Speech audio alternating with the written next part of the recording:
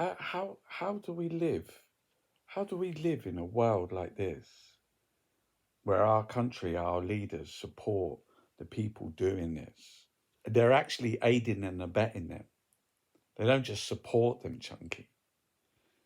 They're actually involved. Matt Kennard says here, look at this. Al Jazeera found that the RAF had flown 47% of all surveillance flights over Gaza during the genocide, more than double Israel itself. British ministers, both Tory and Labour, need to be investigated and I believe charged with war crimes against humanity. Look at that there. That's the UK. Flying over Gaza, where there's an actual genocide, where people are being held in a cage, starved. This should be the headline of the newspapers, but it's not. It says here, this is the innocent, starving children had a pre-existing condition, which is what some of the arguments have been. Easily one of the most morally bankrupt and depraved arguments of this whole horrible period. Hard to believe this is where we are. That's in this country by British journalists.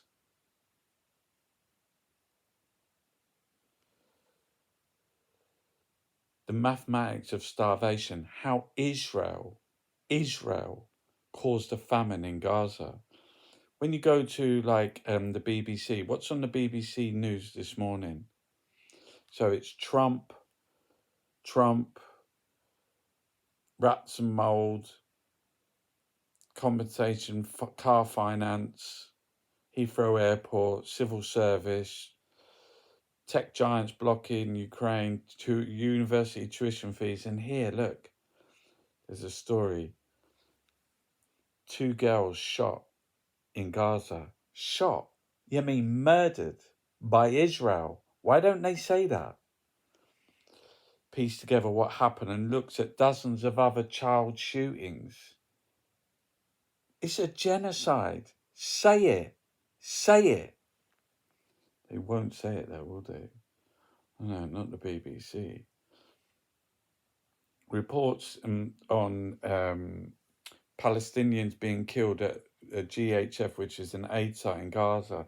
There's nothing humanitarian about the GHF. It was set up by Israel and the US to keep Palestinians on the brink of starvation and to control them more and to kill them.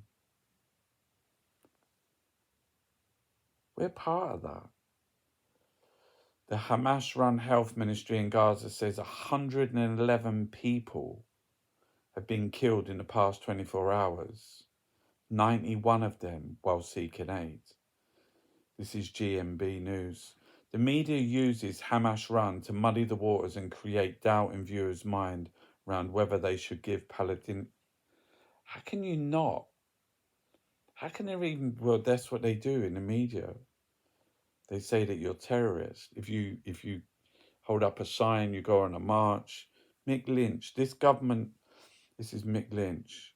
This government in Israel is out of control, and we're allies of this government. And they've killed 60,000 people. I don't know how we can say we're allies of a government that is killing people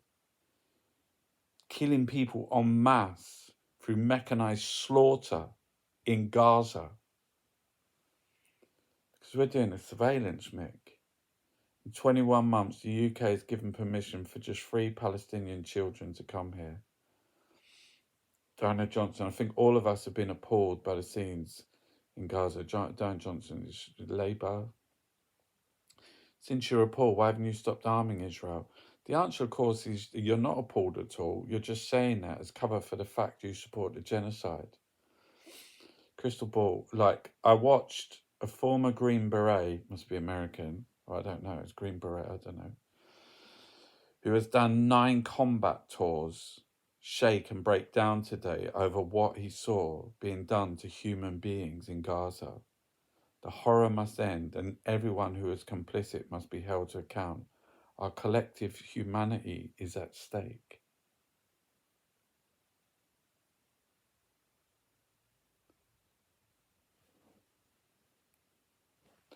Oh, look, this is the book, Heaven. I can read Raphael Aliyah's poem.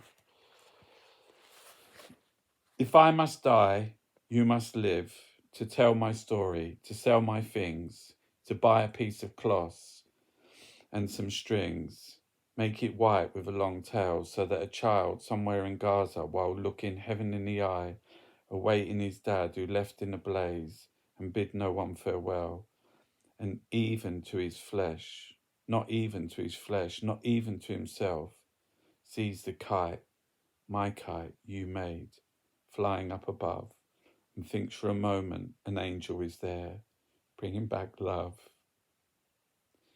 If I must die, let us bring hope. If I must die, let it be a tale.